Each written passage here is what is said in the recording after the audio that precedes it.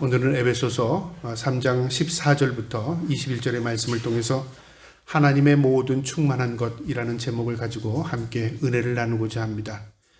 사도 바울은 복음을 전하다가 특별히 이방인에게 복음을 전하다가 로마의 법정에 서기 위해서 로마까지 가게 되었고 그곳에서 구금 상태에서 이 에베소서를 기록합니다. 그리고 자신의 몸은 자유롭지 못하지만 이 에베소 교회를 생각하면서 그들에게 편지한 내용이 이 에베소서입니다. 그런데 오늘 본문을 보면 참 놀라운 게요.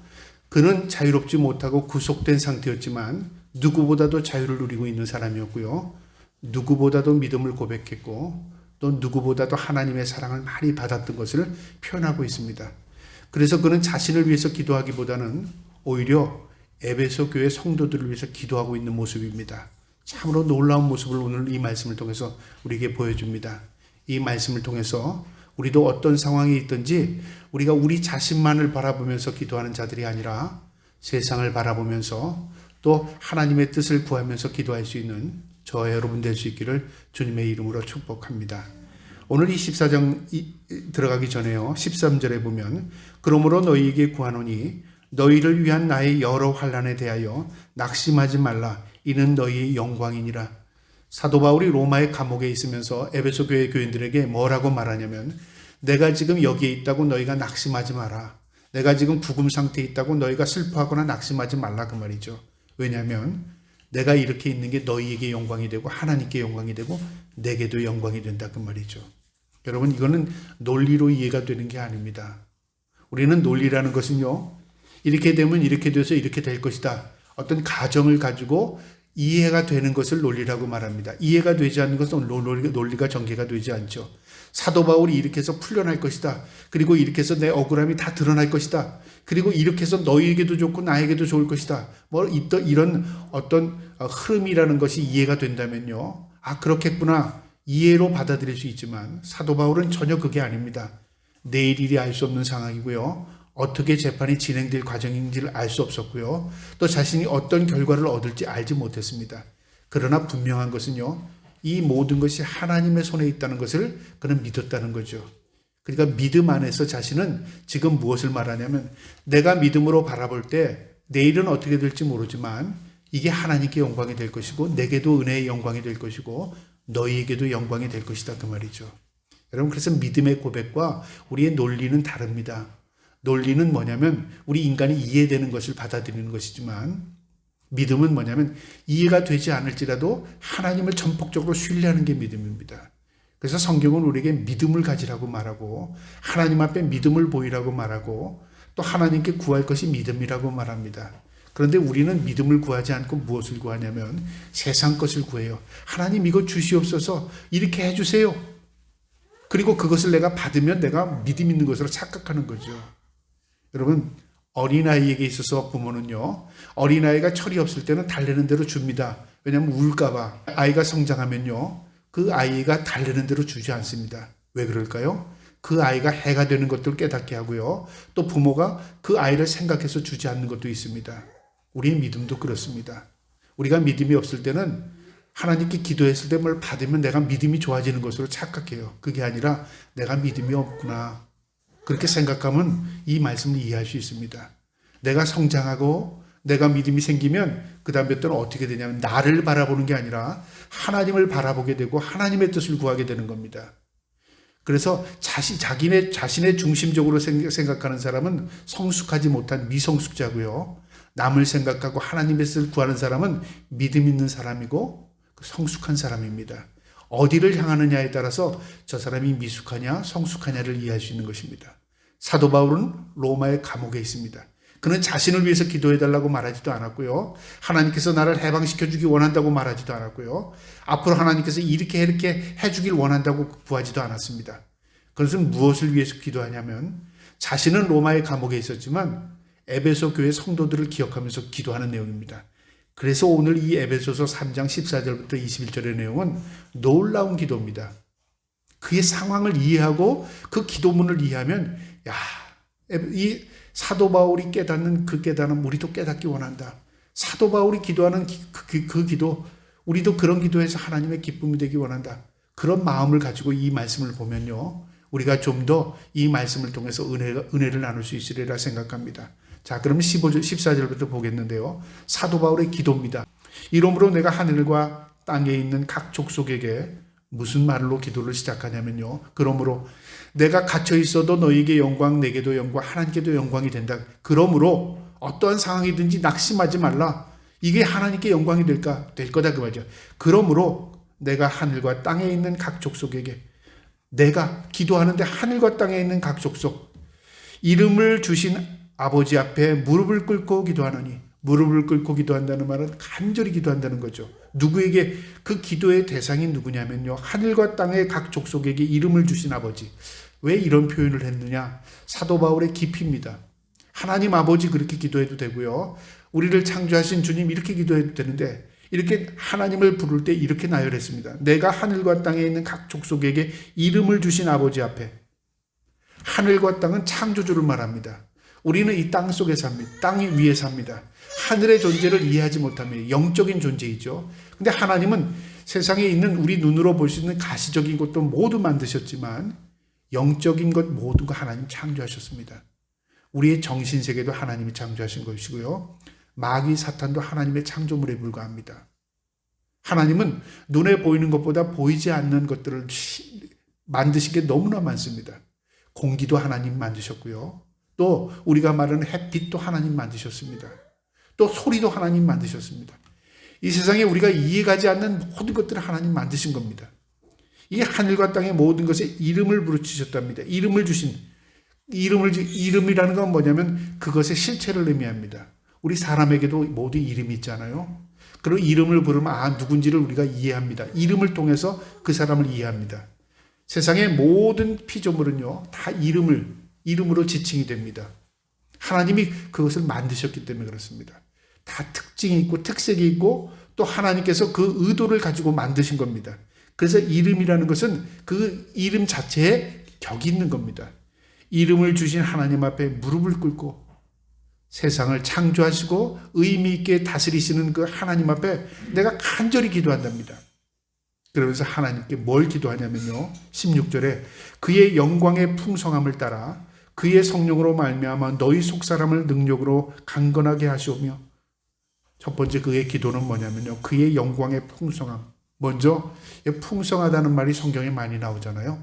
풍성함은 하나님께만 있습니다. 부족함이 없이 넉넉함 넘치는 그런 의미인데요, 하나님은 풍성하십니다. 하나님은 부족하시지 않습니다. 하나님은 뭐든지 넉넉하십니다. 우리에게 은혜를 베풀어 주셔도요, 적당히 주시지 않습니다. 풍성하게 베푸십니다. 그래서 이 풍성함의 의미는요, 에너지를 의미합니다. 하나님은 무한하신 에너지를 가지고 계시고요, 하나님은 그 에너지, 그 풍성함으로 세상을 창조하셨습니다. 그래서 에덴 동산의 원래의 모습은 풍성함이었습니다. 부족함이 없었습니다. 그런데 우리 인간의 죄를 지음을 통해서요, 이 지구가, 이 인간의 세상이 파괴가 되기 시작한 겁니다. 하나님이 파괴하신 게 아니라 인간 스스로 하나님의 풍성함을 파괴하기 시작한 겁니다. 우리 인간도 처음에 에덴 동산에서의 아담과 하와로 창조됐을 때는요, 풍성한 인간이었습니다. 부족함이 없는 인간이었습니다. 그런데 인간이 죄를 지으면서요, 수명도 단축되었고요, 고장이 나기 시작하고요, 인간의 정신 상태가 타락하기 시작했고요, 그리고 모든 게 고장나기 시작한 겁니다. 근본이 뭐냐면 하나님과 우리의 단절 때문에 이런 일이 벌어지는 겁니다. 하나님의 속성은 풍성함이었습니다. 그 풍성함을 따라 그의 성령으로 말미암아 하나님의 영 성령, 우리에게 보내주신 분이십니다. 왜 성령을 우리에게 보내주셨냐면요, 영적인 존재이기 때문에 그렇습니다. 우리가 일반 피조물 가운데 다른 인간이 아닌 다른 피조물이라면 성령의 역사가 없습니다. 여러분, 강아지에게 성령이 역사합니까? 어떤 동식물에게 성령이 역사합니까? 성령은 지극히 인격적이신 하나님이십니다. 그래서 인격을 가지고 있던 인간에게 하나님께서 무엇인가를 전달할 때 성령을 통해서 역사하시는 겁니다. 그 성령으로 말미암아 너희 속사람을 능력으로 강건하게 하시며, 사도 바울의 기도의 첫 번째가 뭐냐면 너희 속사람을 능력으로 강하게 하신답니다.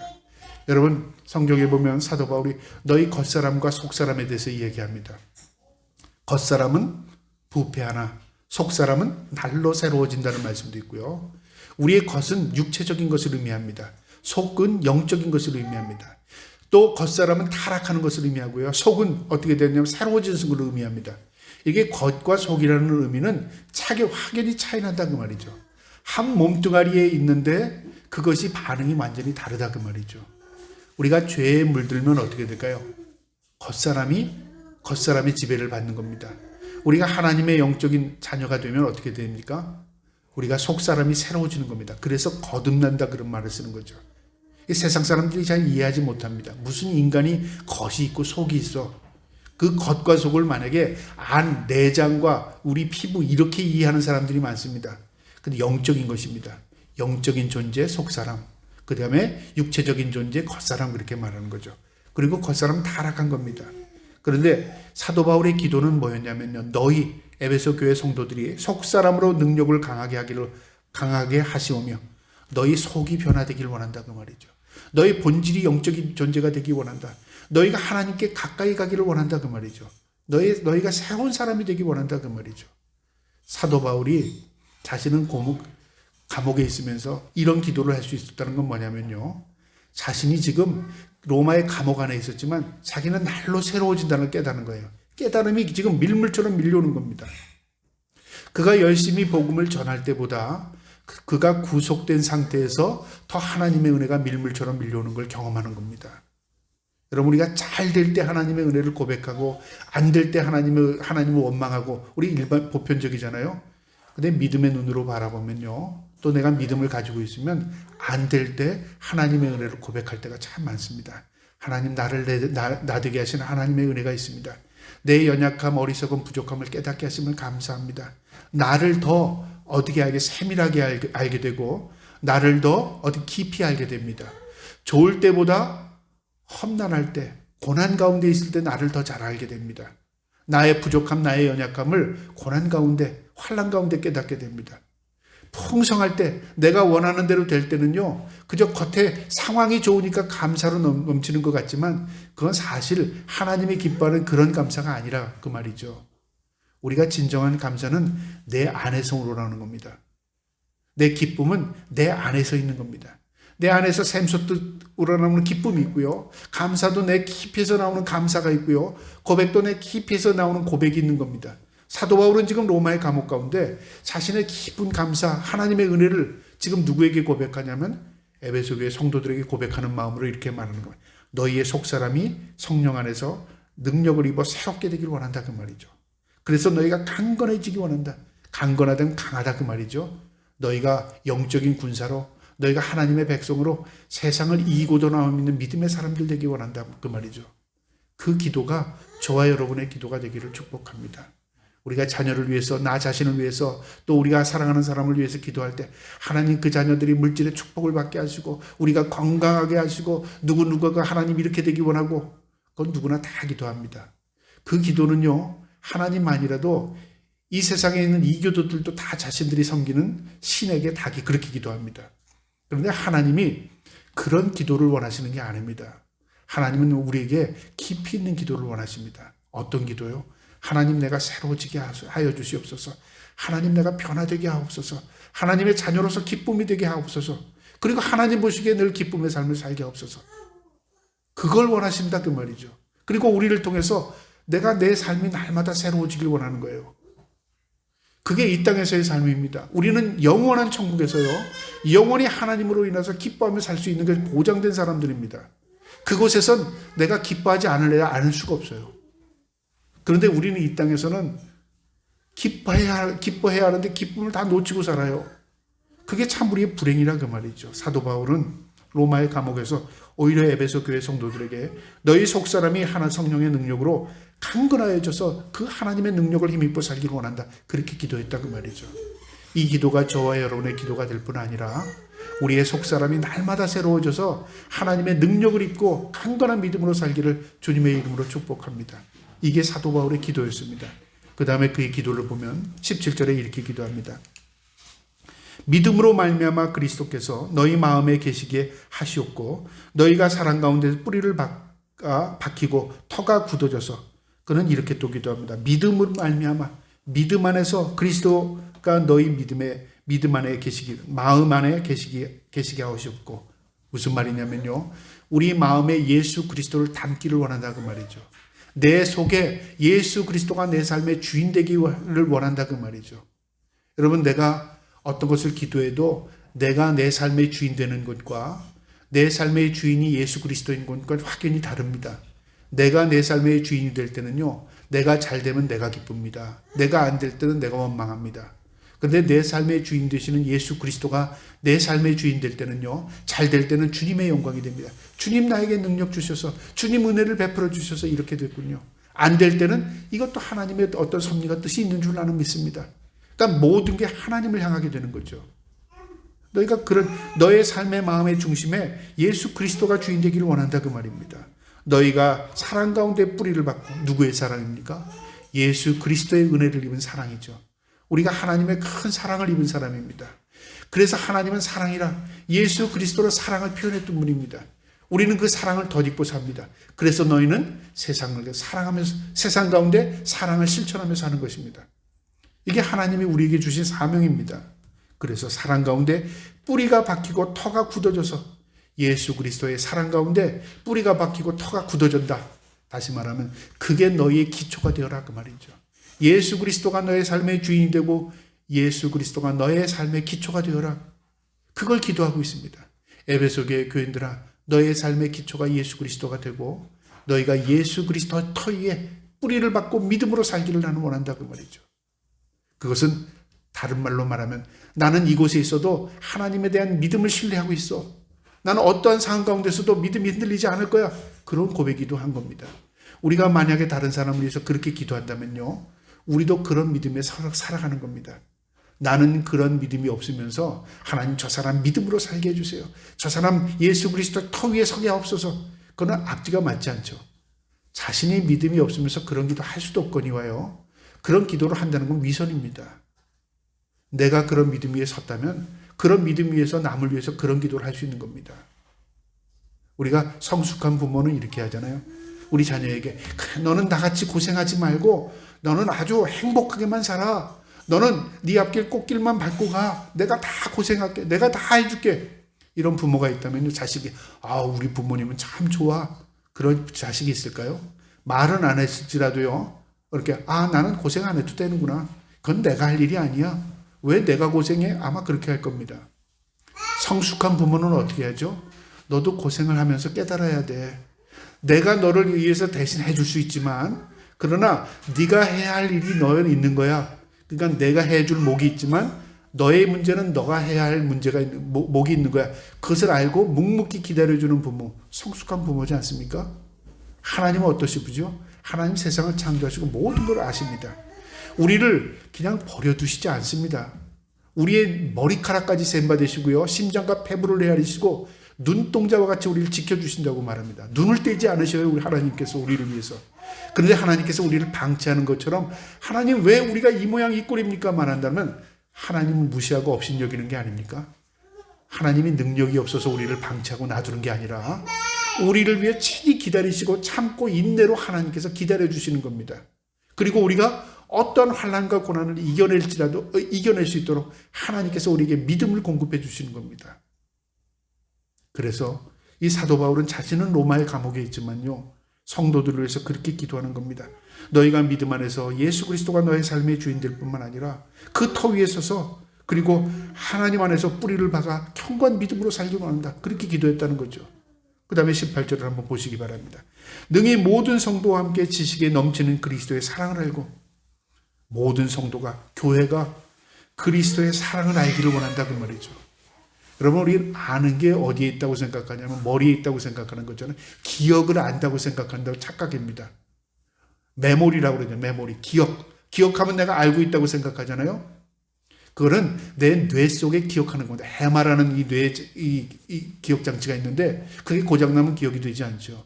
그게 움직일 때 이 기억이 됩니다. 많이 기억하면 좋은 거고 적게 기억하면 덜 좋은 거고, 우리는 어떤 메모리적인 생각으로 생각할지 모르지만요, 성경이 말하는 기억이라는 건 가슴입니다. 가슴. 느낌입니다. 느낌. 내가 하나님을 안다는 것은 뭐냐? 머리로 하는 게 아니라 내 가슴으로 안다는 거죠. 심장이 뛰는 겁니다. 심장이. 그게 진짜 아는 겁니다. 그래서 야다, 아다. 성경에는 히브리어에 아는 게 다릅니다. 야다, 아다는 뭐냐면 내가 보는 것, 아는 것. 야다는 뭐냐면 깨달음입니다. 깨달음. 하나님 우리를 깨닫기 원한다 그 말이죠. 너희가 진정으로 하나님에 대한 은혜와 사랑을 깨닫기 원한다. 그걸 진정으로 예수 그리스도의 사랑을 깨닫기 원한다 그 말입니다. 자녀가 성숙해서요. 어느 정도가 되면 깨달아 갑니다. 아 그렇구나. 그래 결혼해서 또 아이를 낳으면 또 깨달아 갑니다. 아 아이 키우는 게 이런 거구나. 또 살다가 아이를 자라면서 성숙해하는 모습, 웃고 장난치고 하는 모습을 보면서 또 깨달음이 옵니다. 아 하나님도 나를 이렇게 사랑하시겠구나. 그래서 하나님에 대한 사랑이 내가 알아서 깨닫는 것보다는요, 내가 삶을 경험을 통해서 깨달아가는 게 참 많습니다. 그게 뭐냐면 우리의 과정입니다. 나도 그렇게 살아가면서 하나님에 대한 의식을 갖게 되고, 나도 그렇게 살아가면서 아 우리 부모님도 그렇게 했겠구나, 하나님도 그러시겠구나, 그걸 알게 되는 거죠. 경험되어 가는 겁니다. 그게 진짜 아는 겁니다. 그래서 사도 바울은요, 그 로마의 감옥에서 그리스도의 사랑을 너희가 깊이 알기를 원한다. 그러면서 19절에 이렇게 말합니다. 그 너비와 깊이와 높이와 깊이가 어떠함을 깨달아 하나님의 모든 충만한 것으로 너희에게 충만하게 하시기를 구하노라. 너비, 길이, 높이, 깊이. 이게 뭐 사방이죠. 하나님의 그 충만하심을 너희가 알고 알아가기 원한다 그 말이죠. 하나님의 그 풍성함, 신묘막직하심을 우리 인간의 지혜로 다 이해하지 못합니다. 그래서 사도 바울은 너비와 깊이와 높이와 깊이가 어떠함을 깨달아. 이건 무엇으로 깨달는 거냐? 수학적으로 깨닫는 게 아닙니다. 하나님의 그 풍성하심, 하나님의 그 놀라우심을 우리가 이 세상 자연 만물을 통해서 깨달으라 그 말이죠. 그러면 이것은 다른 말로 말하면 내 삶의 주인 되신 하나님께서 나를 어떤 길로 인도하시든 하나님의 섭리와 뜻이 있다. 그게 확신하지 않습니까? 우리가 그게 믿음이 생기는 겁니다. 믿음이라는 건 무목적, 아무 목적 없이 믿습니다가 믿음이 아닌 거예요. 믿음이라는 건 뭐냐면 하나님을 알면 알수록 믿음으로 살 수밖에 없는 겁니다. 그래서 베드로는 베드로 후서에 힘써 여호와를 알랍니다. 힘쓰랍니다. 하나님을 알면 알수록요, 나를 알게 되고요. 하나님을 알면 알수록 자연을 알게 되고요. 하나님을 알면 알수록 세상의 이치를 알게 됩니다. 하나님의 그 풍성한 충만함, 그것으로 너희가 충만하게 되기를 원하노라. 이렇게 되려면 어떻게 해야 될까요? 하나님과의 관계가 회복이 됩니다. 우리가 하나님께 붙어 있어야 합니다. 우리가 모르는 거 하나님께 물어야 되는 겁니다. 그리고 내가 하나님으로부터 답을 얻어야 된다 그 말이죠. 사도 바울이 로마의 감옥에서 뭐 했겠습니까? 글만 쓰고 답답함을 해서 그 앞에서 왔다 갔다 돌아다녔겠습니까? 그가 할 수 있는 것은 뭐예요? 내가 가지고 있는 그 믿음을 고백하는 마음으로 교회에게 편지를 쓰고요. 그 다음에 기도했을 겁니다. 아마 어느 때보다 기도를 많이 했겠죠. 앞으로 되어질 일들에 대해서. 그래서 하나님께서 그에게 참된 평안을 주시지 않습니까? 그러니까 그가 그곳에서 이런 기도를 할 수 있는 것입니다. 20절에요. 우리 가운데서 역사하시는 능력대로 우리 가운데 역사하신답니다. 누가요? 하나님이. 우리 가운데 하나님께서 뭔가를 이루신다는 그 말이에요. 역사라는 것은 하나님의 뜻을 이루어가는 걸 역사라고 말합니다. 역사대로 우리가 구하나. 누가 구해요? 우리가 하나님의 역사 이루시는 그 가운데 우리의 구하는 게 있다 그 말이죠. 생각하는 모든 것을 더 넘치도록 능히 하실 이에게. 여러분 이 말씀이 얼마나 위로가 되는지 몰라요. 내가 알지 못하지만 하나님께 구해요. 하나님 빨리 치료해 주세요. 하나님 빨리 회복시켜 주세요. 하나님 이렇습니다. 우리 나름대로 우리의 뜻을 구하잖아요. 우리가 구하나 생각하던 모든 것에 더 넘치도록 능히. 누가 더 넘치도록 우리에게 능히 주십니까? 내가 구하지 못하는 것까지도 하나님은 넘치도록 은혜를 베풀어 주신답니다.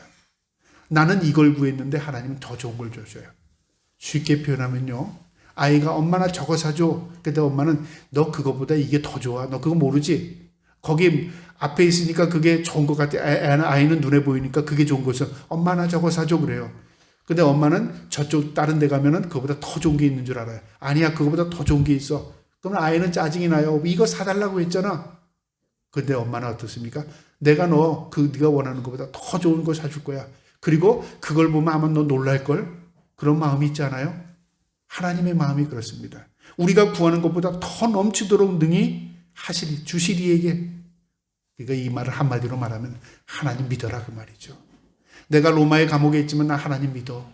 너희가 지금 어떤 상황에 있을지라도 하나님 믿고 예수 그리스도 안에서 거기에 뿌리를 받고 너희가 믿음에 견고히 서서 하나님 신뢰하며 살아라 그 말이죠. 이게 사도 바울의 기도였습니다. 사도 바울은 자신을 위해서 기도하거나 내 상황을 변화시켜달라고 기도하거나 내가 어떤 필요한 것을 공급해달라고 기도하는 게 아닙니다. 오직 기도하는 것은 뭐냐면 내가 지금 하나님의 은혜를 깨닫고 믿음으로 지금 굳건히 붙드는 것처럼 너희도 예수 그리스도 안에서 믿음으로 굳건히 살길 내가 원한다. 그걸 기도하고 있다는 겁니다. 그 말입니다. 저 여러분도요, 어떤 상황 가운데서도 하나님 앞에 믿음을 저버리지 않고 믿음으로 굳건히 설 수 있기를 축복합니다. 마지막 21절입니다. 교회 안에서와 그리스도 예수 안에서 영광이 대대로 영원 무궁하기를 원하노라. 교회 안에서와 예수 그리스도 안에서. 이 말은요, 교회, 성도들 교회라고 말하죠. 예수 그리스도가 교회 안에 있고 교회는 예수 그리스도의 터입니다. 그래서 교회를 예수 그리스도의 머리, 교회의 머리는 예수 그리스도, 우리 몸은 우리 지체들, 우리 교회 성도들 그 말이죠. 그곳에 영광이 대대로 영원히 무궁토록 있기를 원하노라. 하나님께서 너희의 교회 위에 항상 함기를 원한다. 예수 그리스도께서 너희의 교회의 주인 되기 원한다 그 말이죠. 그러면서 아멘 그랬습니다. 우리는 모든 기도에 아멘 그렇게 말하잖아요. 그렇게 되기를 간절히 원한다 그 말이죠. 목사가 기도하고 나서 아멘, 우리 모든 성도들이 함께 합창하면서 아멘 그럽니다. 나도 그렇게 되기를 원합니다. 그렇게 되기를 간절히 원합니다 그 말이죠. 사도 바울은 로마의 감옥에서 에베소 교회 교인들을 생각하면서 그런 기도를 했습니다. 오늘 이 말씀에서 우리에게 주는 교훈은요, 풍성한 그 은혜의 원천이 하나님께 있다는 것입니다. 16절에 보면 그의 영광의 풍성함을 따라 하나님께 모든 풍성함이 있습니다. 여러분, 세상이 풍성한 것 같지만, 세상이 우리에게 풍성함을 줄 것 같지만요, 그건 다 위장된 것입니다. 우리 인간이 진정한 풍성함을 얻을 수 있는 것은 하나님께로부터 옵니다. 인간의 사랑은 한시적입니다. 하나님의 사랑은 영원한 것입니다. 그래서 아카페와 필레아, 에로스는 다릅니다. 하나님의 사랑은 아카페입니다. 인간의 사랑은 필레아, 에로스입니다. 그래서 본질적으로 다른 겁니다. 이 풍성함은 하나님께로부터 옵니다. 그래서 우리가 진정으로 풍성함을 경험하려면 하나님께 구해야 합니다. 하나님, 내가 어떤 상황에 있을지라도 하나님이 주신 놀라운 은혜의 원천, 풍성함을 경험케 하여 주시옵소서. 사도 바울이 로마의 감옥에 있지만 자신이 지금 풍성하기 때문에 에베소 교회 성도들에게 너희가 풍성하기를 원한다고 기도하는 겁니다. 여러분, 우리가 지금 험난한 시대를 살고 있습니다. 우리가 지금 어려운 삶을 살고 있습니다. 그러나 어떤 상황이 질지라도요, 우리가 하나님의 풍성함은 어디에나 있습니다. 하나님, 나의 삶의 주인 되시는 주님, 내가 어떤 상황에 처해 있을지라도 그 하나님의 은혜를 풍성히 누리게 하옵소서. 기도할 수 있는 저와 여러분 되기를 주님의 이름으로 축복합니다. 그 다음에 오늘 이 말씀의 교훈은요, 바로 믿음 안에서 사는 자에게 하나님의 풍성한 은혜를 경험케 합니다. 사도 바울은 로마의 감옥에 있어서 그 감옥 안에서 풍성한 은혜를 경험하고 그 은혜를 전하는 겁니다. 어떤 풍성한 은혜였어요? 내가 속사람이 변하는 것. 그래서 너희의 속사람이 변하기 원한다 그렇게 말하잖아요. 진정으로 하나님이 주시는 풍성함이라는 건 내 안에 내재해 있는 것이 변하는 겁니다. 기쁨도요, 겉핥기식의 기쁨과요, 내 속에 내재하는 기쁨이 달라요. 겉의 기쁨은 자극을 통해서 옵니다. 환경을 통해서 옵니다. 내 안에 있는 내재함은요, 내 안에 깊은 마음에서 옵니다. 그리고 그 마음을 주장하시는 하나님으로부터 오는 것입니다. 그리고 그것은 내 마음을 풍성케 합니다. 너희가 그런 은혜를 경험하기 원한다. 그렇게 지금 사도 바울이 고백한 겁니다. 저와 여러분이 어떤 상황에 있을지라도 하나님의 풍성한 은혜를 경험할 수 있도록 믿음 가운데 설 수 있기를 주님의 이름으로 축복합니다. 마지막으로 오늘 이 말씀의 교훈은요, 하나님이 함께 하실 때, 교회는 하나님이 함께 하실 때, 성도도 하나님이 함께 하실 때, 오늘 21절에 있죠. 교회 안에서와 그리스도 예수 안에서 영광이 대대 영원 무궁토록 하기를 원하노라. 교회, 성도, 개개인, 이 모든 것이 다 하나님이 함께 하실 때 하나님의 영광이 드러납니다. 여러분, 우리가 하나님의 영광을 만들 수도 없고요, 내가 어떻게 한다고 하나님의 영광이 드러나지도 않습니다. 영광은 하나님이 스스로 만들어내십니다. 그 영광을 만들기 위해서 우리를 도구로 삼고요. 그 영광을 만들기 위해서 교회를 통해서 하나님의 영광을 드러내십니다. 그래서 우리가 진정으로 하나님의 영광을 위해 산다면요, 내가 하나님께 붙어 있는 것입니다. 그리고 내가 하나님의 뜻대로 살아가는 것입니다. 그러려면 어떻게 하는 거죠? 내 한 사람이 예수 그리스도를 나의 삶의 주인으로 모시고요, 하나님의 기쁨으로 살아갈 수 있도록 하나님께 능력을 구하고 그 능력 안에서 내가 한 걸음 한 걸음 주님과 동행하는 삶을 사는 것입니다. 그 한마디로 말하면 믿음으로 사는 것입니다. 그것이 하나님의 영광입니다. 교회도 마찬가지입니다. 교회에 사람이 많이 모이고 건물을 크게 짓고 유명한 교회가 되는 게 하나님의 영광이 아닙니다. 교회는 어떤 곳이냐면요, 하나님께서 친히 주인 되셔서 예수 그리스도의 뜻대로 움직이는 게 교회입니다. 그러면 무엇이죠? 예수 그리스도의 복음이 증거되는 것입니다. 그리고 예수 그리스도를 통해서 우리에게 보여주신 그 천국, 하나님의 그 뜻을 전하는 것입니다. 그 하나님의 뜻이 전해지지 않고 목사의 뜻이 전해지고 세상의 뜻을 전달하고 그것을 왜곡한다면 그건 온전한 교회가 되지 않습니다. 교회는 하나님의 뜻을 전하는 것입니다. 그리고 교회를 통해서 하나님의 뜻이 나타나는 것입니다. 저와 여러분이 속해 있는 이 생명나무 교회가 그런 교회 되기를 축복합니다. 저와 여러분의 개인의 삶이 그런 하나님과 동행하는 삶의 믿음의 삶을 살아서요, 하나님의 풍성한 은혜가 우리의 삶을 통해서 나타나길 원합니다. 오늘 이 말씀을 통해서 주신 교훈 우리의 마음에 새기고 늘 하나님과 동행하는 믿음의 삶을 살기를 주님의 이름으로 축복합니다. 아멘.